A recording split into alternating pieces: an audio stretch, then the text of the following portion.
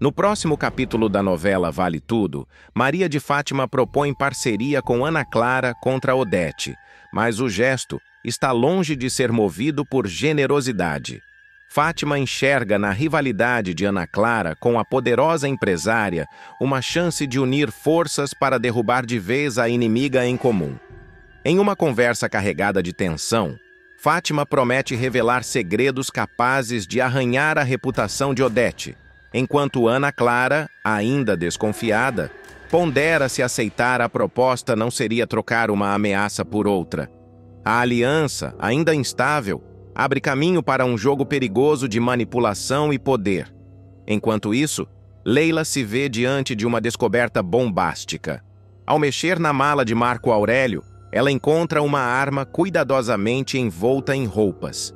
A mulher se assusta com a possibilidade de o empresário estar envolvido em algo criminoso. Dividida entre confrontá-lo ou usar a informação como trunfo, Leila guarda o segredo por enquanto, mas a tensão cresce dentro dela a cada instante. Antes de continuar, clique no botão de gostei, se inscreva no canal e comente uma nota de 0 a 10 para a novela. Solange, por sua vez, mostra firmeza diante de Afonso. Cansada de vê-lo fugir das consultas e ignorar recomendações médicas, ela o ameaça. Ou ele segue com o tratamento ou o relacionamento acaba ali mesmo. A jovem demonstra que o amor não pode ser desculpa para a autodestruição, deixando Afonso entre a raiva e a culpa, pressionado a tomar uma decisão imediata. Na presidência, Odete toma mais uma de suas decisões estratégicas. Ao promover Consuelo à assessora, a empresária deixa claro que deseja alguém de confiança ao seu lado, capaz de agir como sombra e voz de comando quando necessário. A novidade surpreende, mas também desperta inveja e especulações entre os demais funcionários da TCA. No campo pessoal, o clima é de celebração. Vasco e Lucimar oficializam a união em uma cerimônia simples, mas cheia de emoção. Durante o casamento, Freitas e Eugênio acabam se aproximando em uma conversa descontraída, revelando afinidades inesperadas que podem render novas tramas. Mas a alegria dura pouco. Ao volante de seu carro importado, Odete sofre um atentado misterioso. Tiros ecoam no meio da estrada e o pânico toma conta. A vilã escapa por um fio, mas a pergunta fica no ar. Quem ousaria atirar contra a mulher mais temida do Brasil? Maria de Fátima vai provar do próprio veneno numa virada inédita, que vai deixar o público em choque. A vilãzinha, acostumada a manipular, enganar e sair impune das maiores armações, finalmente será encurralada por alguém ainda mais fria e calculista que ela, Odete Roitman. A sequência vai mostrar a queda de braço entre duas forças da natureza, a ambição desenfreada de Fátima contra a inteligência implacável da poderosa empresária. Fátima será sequestrada pela própria Odete e levada à força para um galpão abandonado na zona oeste do Rio de Janeiro. O local, uma fábrica desativada em Guaratiba, cercada por matagal, ferro enferrujado e janelas quebradas, será cenário de uma das sequências mais tensas da reta final. O cheiro de poeira misturado ao de óleo queimado cria uma atmosfera sufocante, quase claustrofóbica, como se o próprio espaço fosse cúmplice da crueldade que está prestes a acontecer. Odete, sempre impecável, surge ao lado de seu capanga, um homem de poucas palavras, mas de olhar intimidador. A ricaça não deixa espaço para dúvidas. Sua intenção não é apenas dar um susto em Maria de Fátima, mas sim quebrar seu orgulho, expor sua vulnerabilidade e deixar claro quem comanda o jogo. Você achou mesmo que podia brincar comigo, minha querida? Dispara Odete, com a voz firme, ecoando pelo galpão vazio. Eu já acabei com pessoas muito mais perigosas que você, e não hesitarei em acabar também com a sua vida e com a desse bebê que você carrega. As palavras caem como um soco em Fátima, que tenta disfarçar o medo, mas não consegue conter o tremor das mãos. Ela pensa em César, no filho que espera, e pela primeira vez a ficha cai. Talvez tenha ido longe demais em sua guerra por status e poder. Apavorada, Fátima tenta fugir. Aproveita um instante de distração do capanga e corre desesperada pelo matagal que circunda a fábrica. Seus saltos se quebram, o vestido rasga em galhos secos, o coração bate descompassado. Mas o pânico a faz tropeçar em uma raiz exposta. Ela cai com força, ralando os joelhos e gritando de dor. Em segundos, é rendida novamente. Odete observa a cena com um sorriso gelado, quase de prazer. Olhe para você, Maria de Fátima. Suja, arrasada, rastejando como sempre foi. Eu apenas estou mostrando ao mundo o que você realmente é. Nada. O silêncio do galpão é interrompido apenas pela respiração ofegante de Fátima, que percebe estar diante da maior inimiga da sua vida. Durante horas, a jovem é mantida ali, ouvindo ameaças e humilhações que corroem cada pedaço de sua vaidade. A escuridão da noite avança, e cada minuto parece uma eternidade. Depois de horas de terror psicológico, Odete decide que já foi suficiente. Sem se dar ao trabalho de olhar para trás, ordena que o capanga solte a rival no meio do matagal. Vamos embora! Essa garota não precisa de um tiro para morrer. Ela já está morta por dentro, abandonada à própria sorte. Maria de Fátima rasteja até a estrada mais próxima. O rosto está marcado por arranhões, o corpo dolorido e a mente em frangalhos. Mas há algo novo em seu olhar. Não apenas medo, mas uma chama de vingança que nunca havia queimado tão forte. No capítulo seguinte, o público verá a transformação da vilãzinha. Fátima surge com o cabelo desgrenhado, olhar perdido e roupas ainda marcadas pela noite de terror. Mas em vez de buscar ajuda ou denunciar o sequestro, ela toma uma decisão drástica. Vai direto a uma loja clandestina na Baixada Fluminense e compra uma arma. O vendedor, acostumado a receber clientes com rostos indecisos, estranha a firmeza daquela jovem elegante que, apesar da aparência abatida, segura o revólver como quem segura uma promessa. "Esse modelo é pesado, dona. Tem certeza?" pergunta o homem. "Absoluta", responde ela fria. "Quero que ele esteja carregado."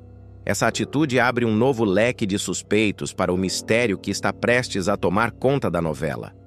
A morte de Odete Roitman. Até aqui, nomes como César, Raquel, Marco Aurélio e até Leila já figuravam na lista de possíveis algozes da megera.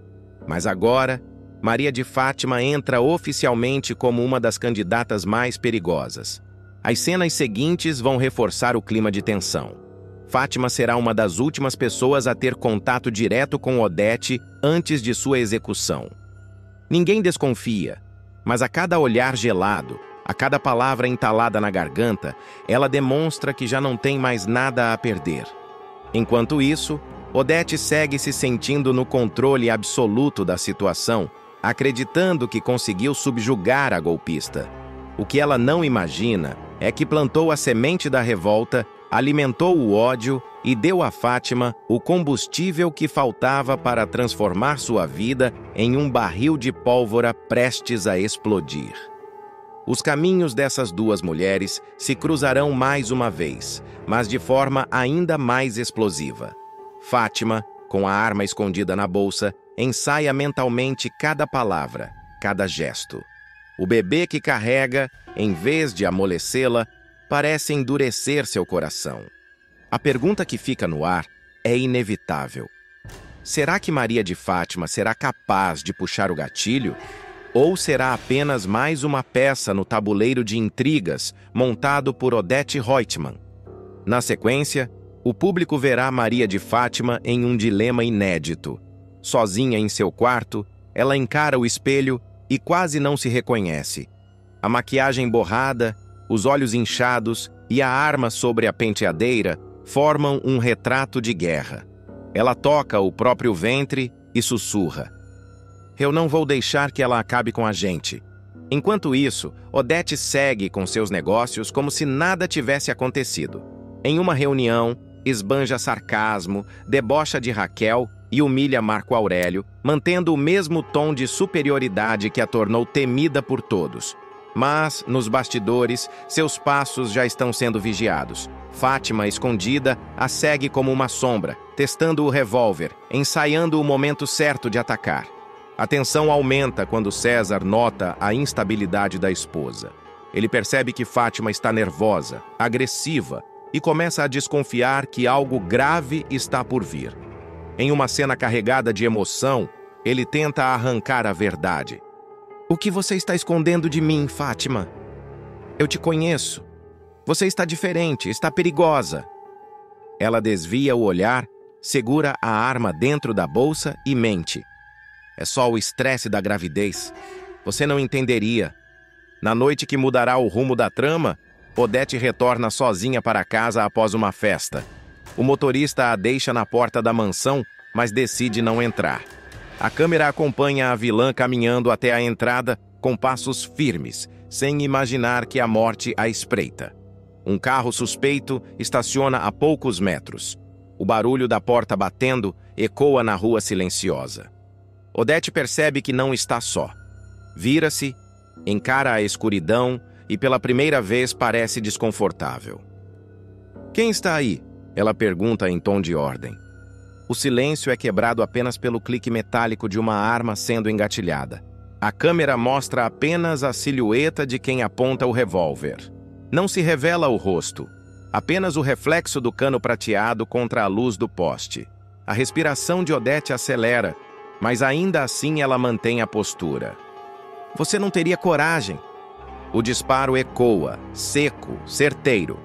Odete Reutemann cai no jardim da mansão, o sangue escorrendo sobre as pedras brancas. O grito de horror de uma vizinha que presencia a cena pela janela corta a noite. O corpo da empresária jaz imóvel e o mistério se instala. Quem puxou o gatilho? Teria sido Maria de Fátima, tomada pela sede de vingança? César, cansado das manipulações? Raquel, após anos de perseguições? Marco Aurélio, pressionado pelas humilhações? Marco Aurélio finalmente alcançará aquilo que sempre sonhou: sentar na cadeira mais alta da TCA e ostentar o título de presidente. Mas essa conquista não virá de forma limpa, nem simples. Antes disso, uma sucessão de intrigas, traições e golpes de mestre colocará sua vida em risco e transformará os corredores da empresa em palco de guerra silenciosa. Antes da virada triunfal, Marco Aurélio e Odete vão protagonizar um embate eletrizante. A matriarca da família Reutemann perceberá que perdeu o controle sobre o genro e tentará minar suas chances de ascensão. Os dois se enfrentarão em reuniões tensas, cheias de olhares venenosos e palavras afiadas como navalha. Em uma dessas noites, Marco Aurélio marcará um encontro em um local isolado. Seu objetivo será armar uma cilada para incriminar Odete, mas a vilã, astuta como sempre, conseguirá escapar no último instante. Policiais serão chamados, sirenes cortarão a noite e a imprensa quase descobrirá o escândalo. Diante do risco de um furo jornalístico que poderia abalar a imagem da TCA, Odete, com seu sangue frio habitual, dará um depoimento calculado. Não houve tentativa de homicídio. Foi apenas um assalto mal planejado, nada a ver com assuntos da empresa. A versão dela encerrará a investigação oficial, mas deixará no ar uma sensação de mentira bem contada. Marco Aurélio, furioso, terá certeza de que ainda precisa encontrar uma nova brecha para derrubar a sogra. Depois do episódio, uma falsa trégua será ensaiada. Marco Aurélio convidará Odete para uma reunião no escritório principal, diante de conselheiros, onde trocarão cumprimentos frios e sorrisos mecânicos. Para os olhos externos, parecia haver reconciliação, mas nos bastidores cada gesto escondia veneno. Odete, dissimulada, decidirá planejar sua vingança silenciosa. Descobrirá que Marco Aurélio sofre de fortes enxaquecas e toma medicação controlada. Sem pestanejar, trocará os comprimidos por cápsulas envenenadas. O plano parecia perfeito, mas o destino dará uma rasteira na vilã. Em uma manhã qualquer, será César quem, ao reclamar de dor de cabeça, pegará distraidamente o frasco na mesa. Tomará o remédio envenenado e desmaiará diante de todos. o pânico tomará conta da casa. Marco Aurélio chamará médicos às pressas. O modelo resistirá, sobreviverá, mas ficará abalado, revelando a tensão. Alguém queria me matar? Ou queria matar você, Marco? O episódio exporá ainda mais a guerra interna, mas ninguém terá coragem de acusar Odete diretamente. O clima ficará insustentável. Odete, pressionada por investidores e com a imagem fragilizada, decidirá se afastar temporariamente da TCA. Reservará um quarto luxuoso em um hotel de alto padrão, onde receberá visitas enigmáticas. Entre telefonemas suspeitos e encontros à meia-luz, a vilã planejará um contragolpe contra o genro. Mas o destino será cruel. Naquela mesma suíte, tiros ecoarão de madrugada. Funcionários do hotel correrão apavorados pelos corredores. Quando a polícia chegar, encontrará Odete caída, já sem vida, em meio a taças quebradas e uma pasta de documentos confidenciais. Seu corpo será removido em uma maca, sob flashes da imprensa e curiosidade dos hóspedes. O rabecão a levará direto para o IML, onde o médico legista confirmará: morte por disparo de arma de fogo a queima-roupa. Dias depois, a perícia trará um detalhe que embaralhará ainda mais a trama. O perito informará ao delegado: a arma do crime tem digitais de 2 pessoas. Além da senhora Celina Junqueira, a Helena Reutemann também segurou o revólver. A revelação cairá como bomba, espalhando suspeitas por toda a família. Celina, com sua frieza habitual, negará qualquer envolvimento. Já Helena, fragilizada pelo alcoolismo e pela dependência emocional, terá dificuldade em sustentar sua versão. Enquanto a investigação se arrasta, Marco Aurélio enxergará a oportunidade dourada. A morte da ex-sogra abrirá caminho para sua ascensão. Convocado pela polícia para prestar depoimento, Marco Aurélio surgirá impecável, de terno escuro e semblante sério. O delegado não perderá tempo e irá direto ao ponto. De qualquer forma, senhor Marco Aurélio, o senhor assumiu o lugar que era da Odete na TCA? Sem hesitar, o executivo cravará: sim. Sua resposta soará como confissão, mas também como coroação. Marco Aurélio já se sentirá presidente de fato. Conselheiros dividir-se-ão entre desconfiança e admiração. Investidores estrangeiros elogiarão sua postura firme. Leila, ao lado do marido, terá a sensação de estar ao lado do homem mais poderoso da TCA, mas também o mais perigoso. A presidência não virá sem ônus. Dentro da empresa, muitos comentarão nos corredores que Marco Aurélio está por trás da morte de Odete. Rumores circularão de que ele manipula conselheiros, compra silêncios e ameaça quem ousa atravessar seu caminho. Enquanto isso, César, ainda abalado pelo envenenamento, passará a observar cada movimento do... Suspeitará que tudo, desde a troca de comprimidos até a tragédia no hotel, possa ter sido obra dele. Na TCA, reuniões emergenciais definirão novas estratégias de expansão. Marco Aurélio fará discursos inflamados, falando em inovação, corte de gastos e novos contratos internacionais. Mas, por trás da mesa de madeira maciça, seus olhos revelarão algo mais sombrio: a sede de consolidar o império que agora lhe pertence. Com Odete fora do jogo, novos embates surgirão. Celina e Helena precisarão provar inocência. A polícia seguirá investigando. César, dividido entre o medo e a desconfiança, pode se tornar um inimigo interno. E Marco Aurélio, no auge do poder, terá que se equilibrar entre o brilho da vitória e as sombras de um crime mal resolvido. No mesmo quarto de hotel onde Odete foi assassinada, a polícia localizará uma pasta preta trancada por código. O delegado exigirá a abertura e dentro dela aparecerão documentos comprometedores, contratos fraudulentos, movimentações financeiras em paraísos fiscais e relatórios confidenciais que ligavam grandes políticos à TCA. Marco Aurélio, ao ser informado, fingirá surpresa, mas por dentro vibrará. A pasta de Odete era a última arma que poderia destruí-lo. Agora, sob custódia da polícia, ele saberá como manipular a narrativa para se blindar. Se esse material vier a público, não é só a memória da Odete que vai para o chão. É a reputação do país inteiro, alertará um conselheiro. Marco, calculista, dará de ombros. Então façam o que sempre fizemos. Escondam. Leila começará a perceber o abismo em que está se metendo. Como esposa do novo presidente, terá acesso a conversas que não gostaria de ouvir. Escutará quando Marco pressionar Ricardo a destruir provas, ameaçar jornalistas e corromper policiais. Em um momento íntimo, Leila tentará confrontá-lo.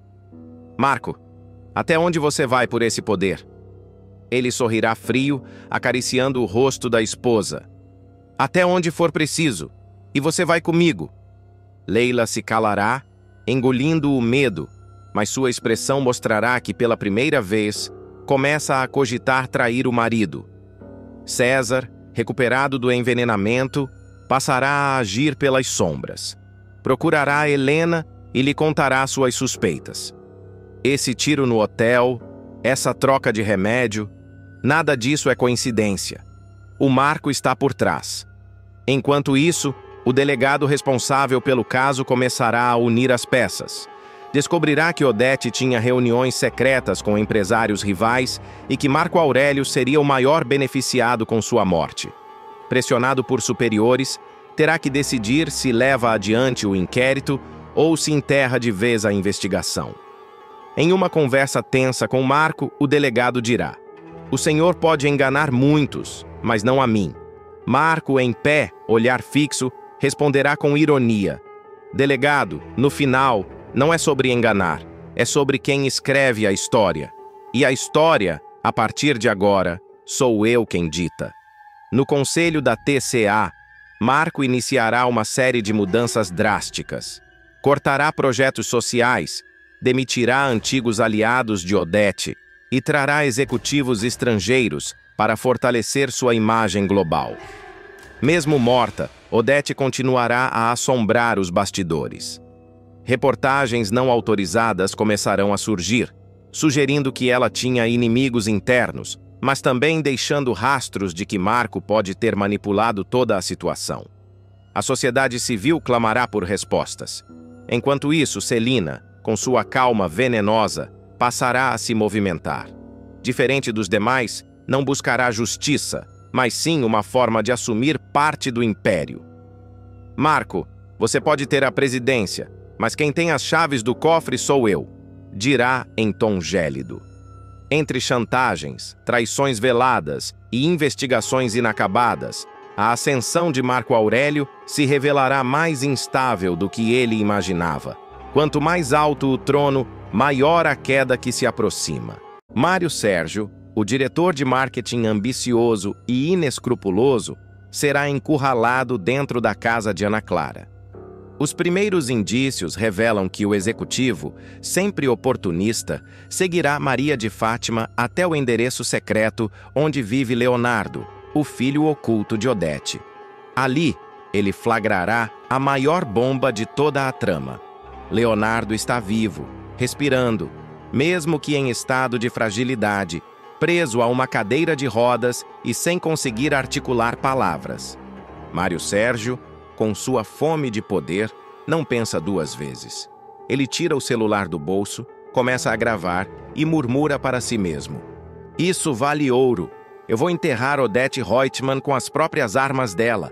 É nesse instante que o destino lhe dá as costas. A porta é arrombada, os passos firmes ecoam e um disparo seco quebra o silêncio da casa.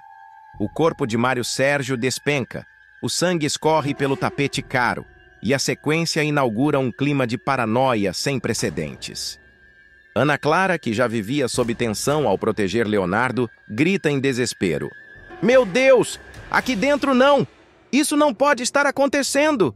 A vilãzinha, acostumada a manipular, dessa vez se vê sem chão. A cena sangrenta acontece justamente no espaço que deveria ser o refúgio do segredo mais bem guardado da novela. Enquanto isso, Leonardo, incapaz de falar, se debate na cadeira de rodas. O rapaz movimenta os braços e bate contra o apoio, tentando emitir sons que não saem. Seu olhar é um grito mudo, testemunhando o horror diante de si. A cuidadora de Leonardo, que estará presente na cena, se torna peça-chave desse quebra-cabeça. Ela não apenas presencia o assassinato, como também corre risco de ser a próxima a tombar. Rumores de bastidores apontam que haverá luta corporal. A mulher tentará escapar, mas pode terminar baleada ou gravemente ferida, dependendo do corte final que a edição da novela decidir exibir. Essa ambiguidade aumenta a tensão. Será que ela sobrevive para revelar o que viu? Ou o público ficará órfão de uma testemunha essencial? Pouco antes da tragédia, Maria de Fátima havia firmado uma aliança frágil com Ana Clara.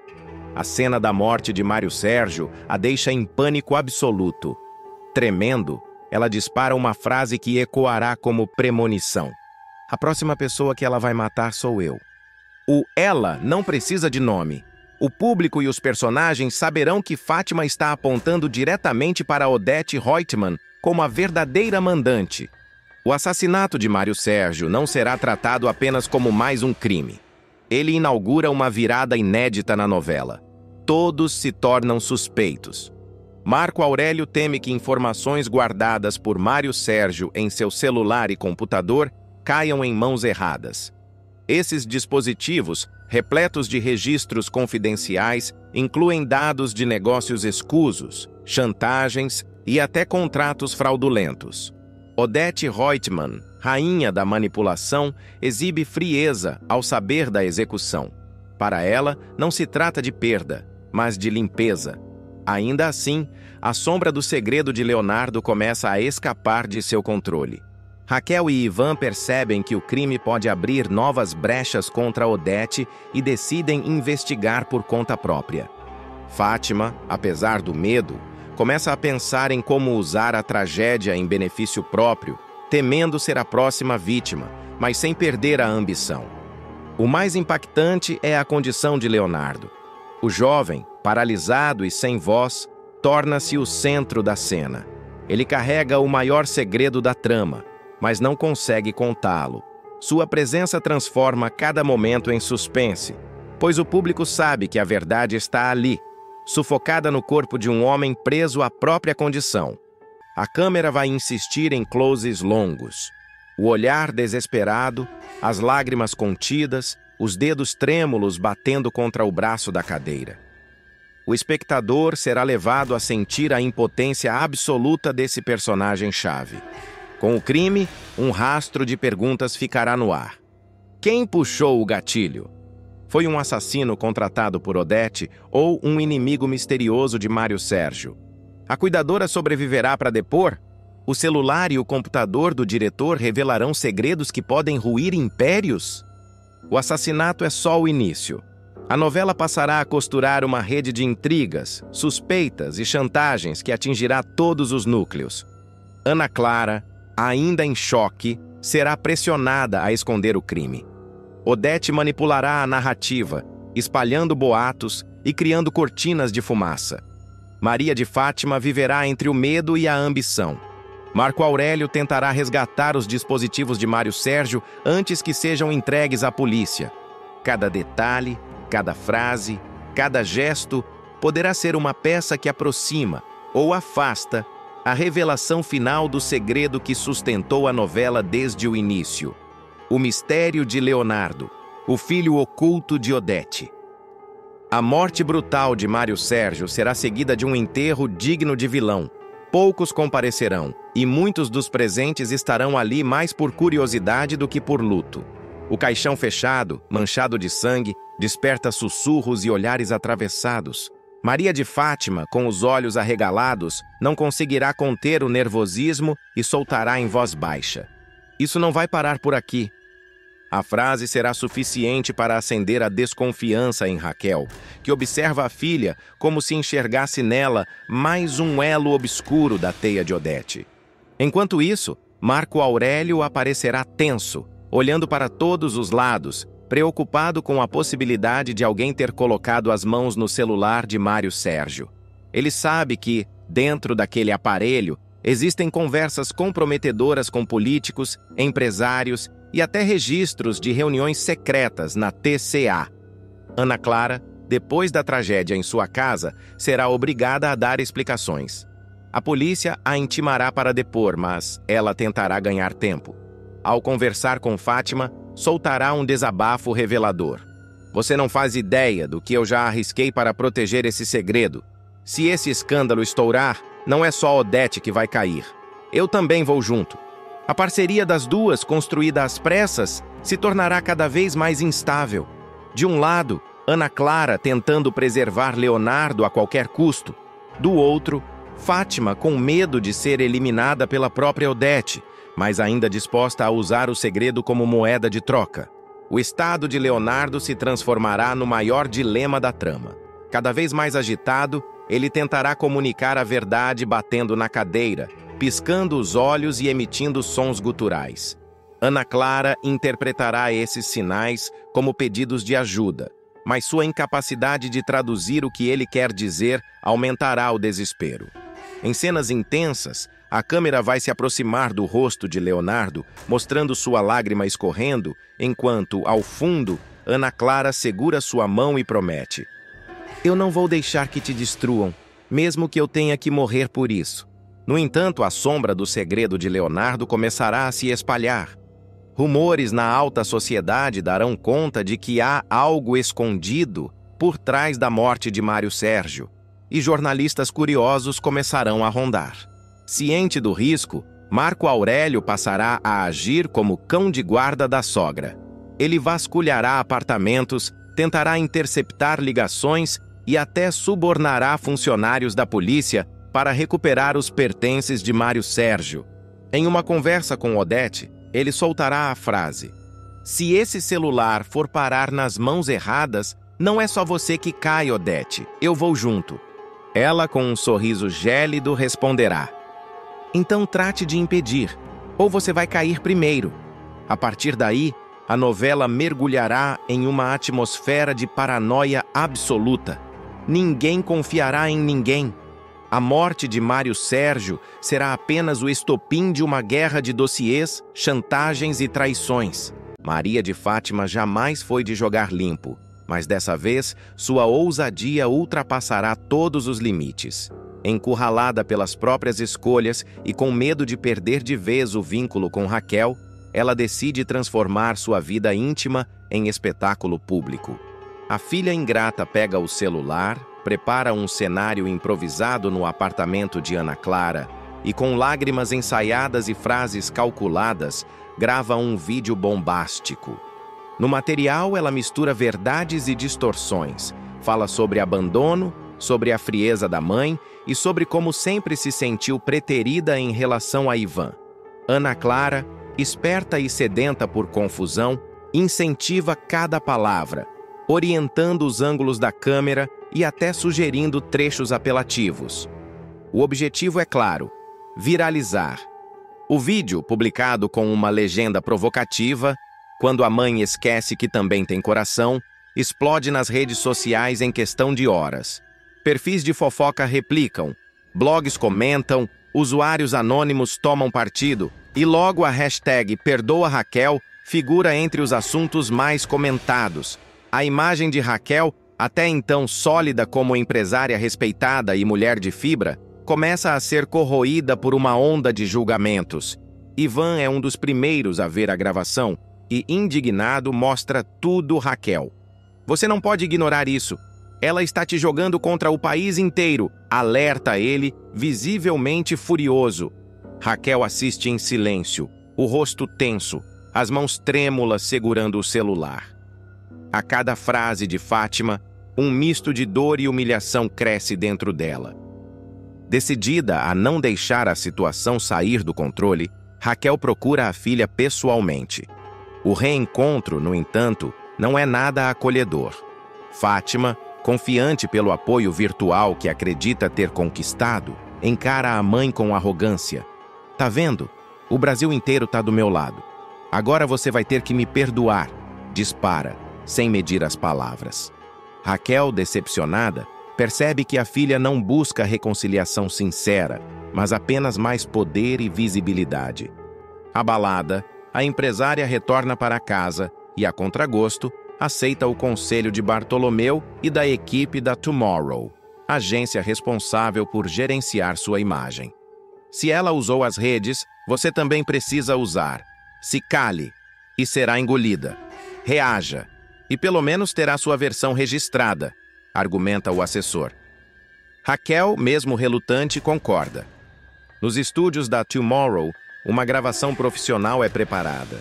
Raquel surge diante das câmeras em um cenário sóbrio, vestindo roupas discretas, sem maquiagem excessiva, transmitindo credibilidade. A mensagem, ao contrário da de Fátima, é firme e direta. Ela admite as falhas da relação, mas deixa claro que não compactua com manipulações públicas. Amor não se pede diante de curtidas. Amor se constrói no silêncio e no respeito, declara. O vídeo, publicado em suas redes oficiais, ganha repercussão quase tão grande quanto o de Fátima. A opinião pública se divide. Alguns usuários defendem a jovem, chamando Raquel de dura demais. Outros elogiam a postura da empresária, afirmando que ela mostrou classe diante da exposição da filha. Nos bastidores, a situação se complica ainda mais.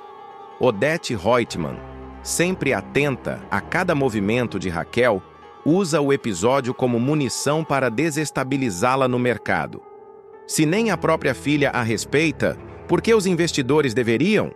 Dispara a bilionária em uma reunião, plantando dúvidas sobre a confiabilidade da rival.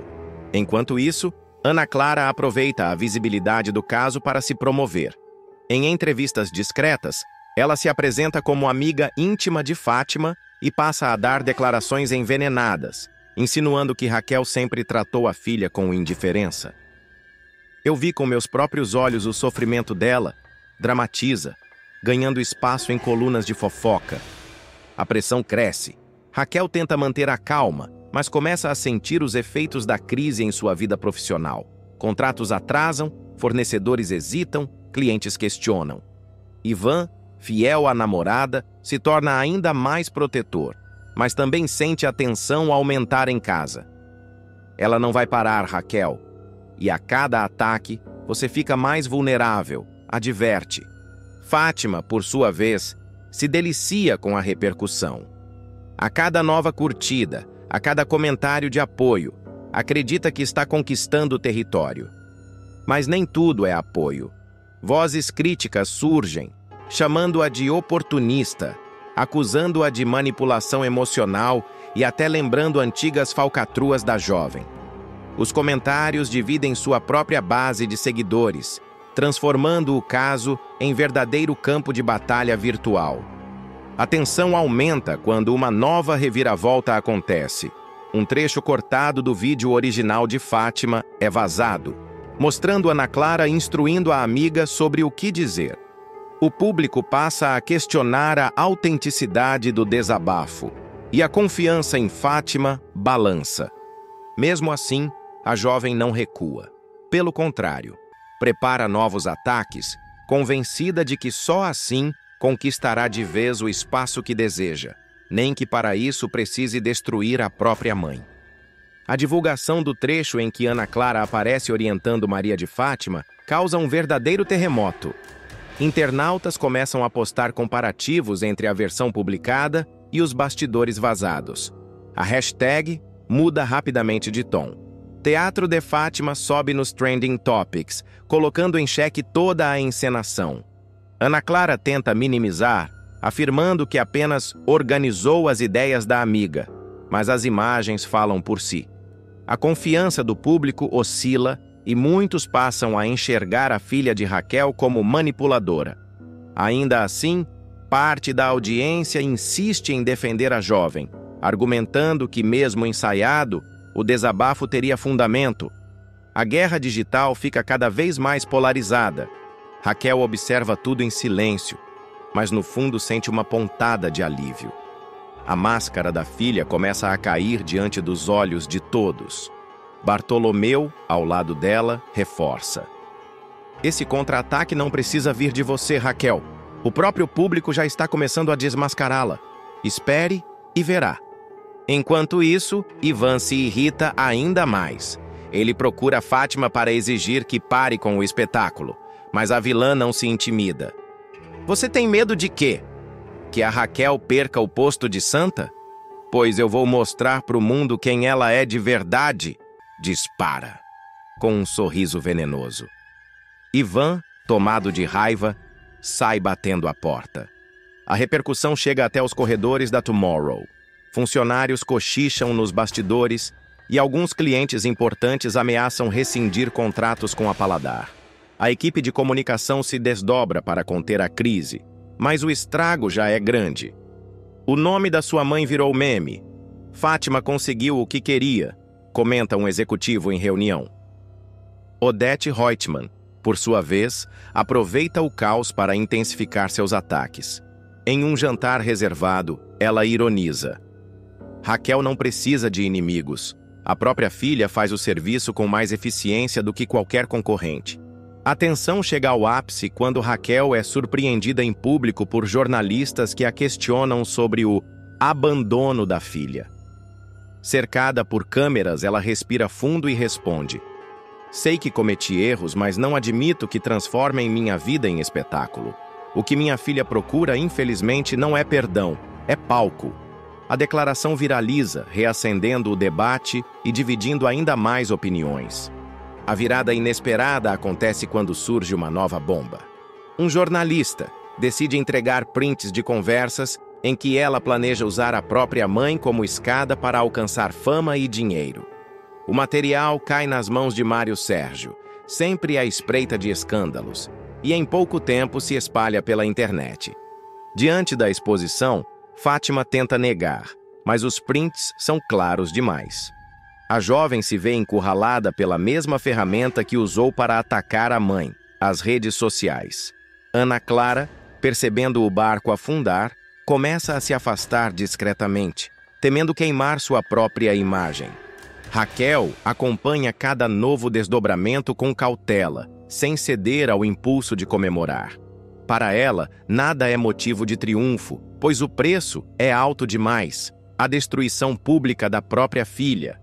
Ivan, por outro lado, enxerga nisso uma oportunidade de mostrar a todos quem realmente é Fátima. Agora eles vão ver do que ela é capaz. Nos corredores da Tomorrow, a equipe de comunicação vê uma chance de reverter a crise.